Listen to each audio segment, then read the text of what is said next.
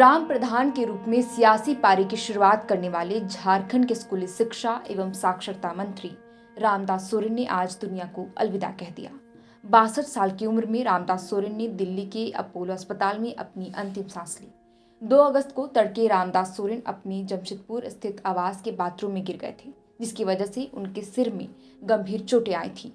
उनके ब्रेन में blood clotting हो गई थी। आनन फानन में उन्हें जमशेदपुर के टाटा मोटर्स अस्पताल में भर्ती किया गया था, लेकिन उनकी गंभीर हालत को देखते हुए डॉक्टरों ने दिल्ली रेफर कर दिया था।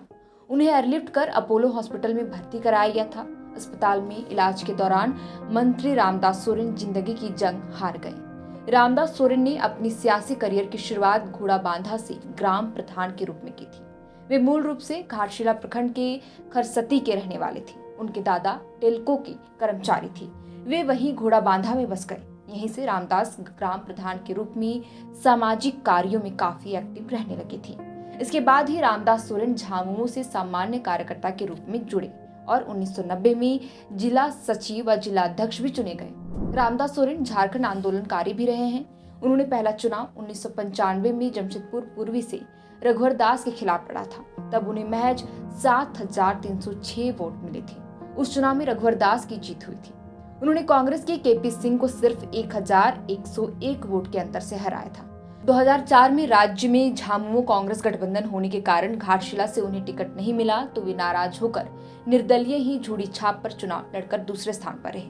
हालांकि 2009 के चुनाव में उन्होंने झामुमो के टिकट पर कांग्रेस के प्रदीप बालमुचु को महज 1192 वोट से हराकर पहली बार जीत दर्ज की थी और विधानसभा पहुंचे थे।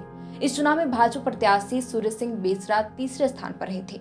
2014 में हुए विधानसभा चुनाव में मोदी लहर का असर पड़ा। इस चुनाव में रामदास सोरेन को भाजपा के लक्ष्मण टुडू ने हरा दिया था, लेकिन 2019 में रामदास सोरेन ने बाजी पलटते हुए भाजपा के लखन चंद्र मार्डी को हराकर दूसरी बार जीत दर्ज की। 2024 में हुए विधानसभा चुनाव में तीसरी बार जीत दर्ज कर विधानसभा पहुंचकर घाटशिला विधानसभा का प्रतिनिधित्व किया।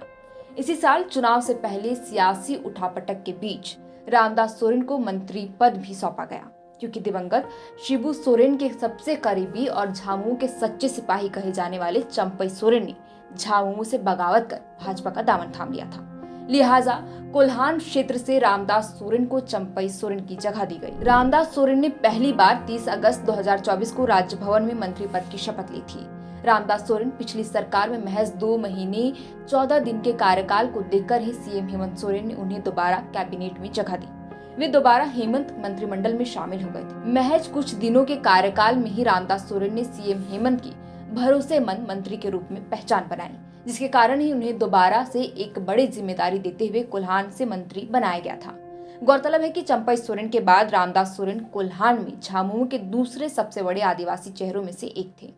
वरिष्ठ नेता होने के नाते रामदास सोरेन पर संगठन का भी एक बड़ा दायित्व था, लेकिन अब बड़े चेहरों में शुमार रामदास सोरेन भी इस दुनिया में नहीं रहे। फिलहाल के लिए इस वीडियो में इतना ही। आप देख रहे थे द फोर्थ पिलर। हमारा नाम है शेरतन। बहुत बहुत शुक्रिया।